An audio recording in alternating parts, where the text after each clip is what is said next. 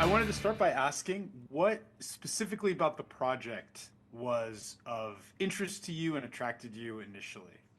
Well, initially, it's a lot of my buddies were working on it. So when somebody calls you up and said, we're going to pay you to come play with your friends, it was like, okay.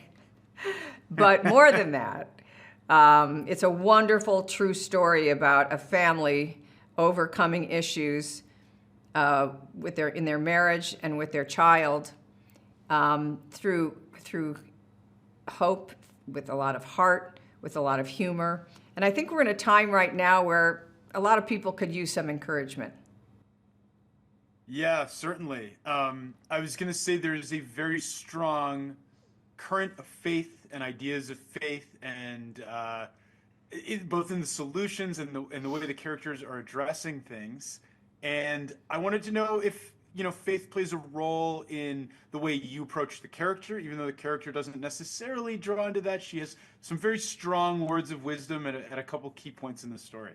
Yeah, I'm Catholic, and my faith has always played a prominent role in my life. It's the center of who I am, my relationship with God, knowing that He's there even in the most difficult times, even when you don't maybe feel it spiritually or even physically. So I like to see movies that are, not necessarily preachy, but are faith-infused, God-infused, because I think we're at a time right now in the country where a lot of people are searching for something that they know they can depend on no matter what. And the only answer to that is God. And He's with us, He's for us, and He loves us.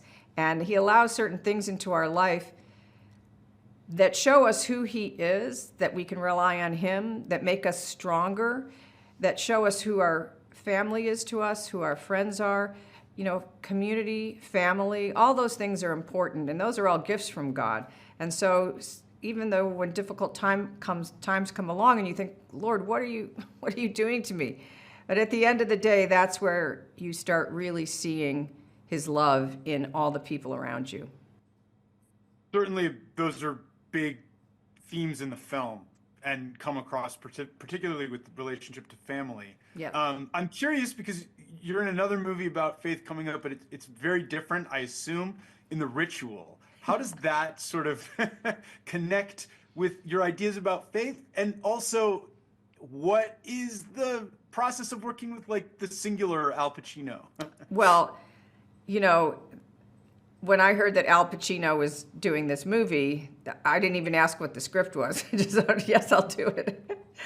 And, it was right up my alley. As a Catholic, it's about an exorcism. And it's also a true story. Quick fact, I called my sister and said, hey, I'm going to be doing this movie about this exorcism in Wisconsin in 1928, I think it happened. And she says to me, was the exorcist's name Father Theophilus? And I said, yes. How did you know that? And she goes, because I'm staring at a book he wrote about the exorcism that he did. And she just happened to have it on her bookshelf.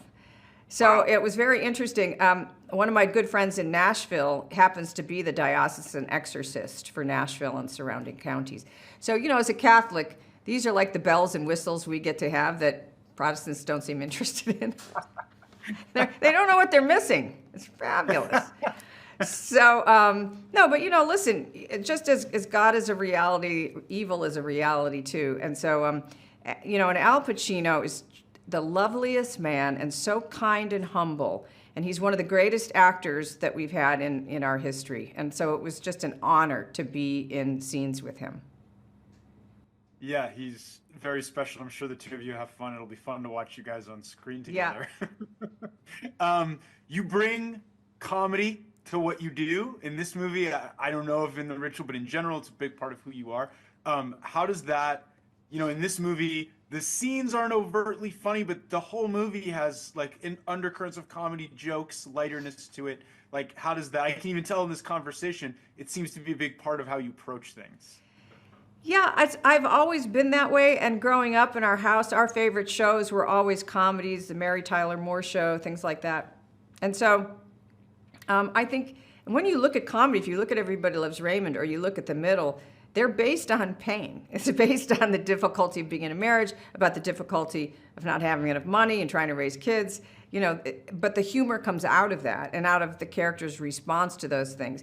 So I think that's the way you get through it. And in the most difficult times, I don't know, our family has always turned to humor. When my father was passing, we had the privilege of all 5 of us kids being in the room with him as he was passing. And the doctor would come in and say, it's going to be any minute, it's going to be any minute. And then it would just take a really long time. And my brother turned to me and said, this is the worst slumber party I've ever been to. And it's just, I don't know. There's just something in our DNA that, you got to see the funny side of it. I don't know. Speaking of Raymond, and last question, you did Frasier.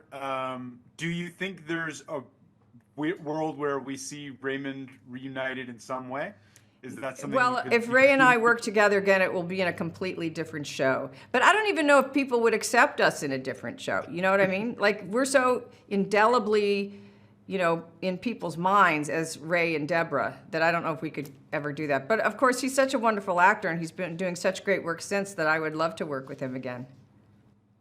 Thank you so much for your time. Yeah, and thank you. congratulations on the film, and good luck. Yeah. Have a good rest of your day. Thank you. You too.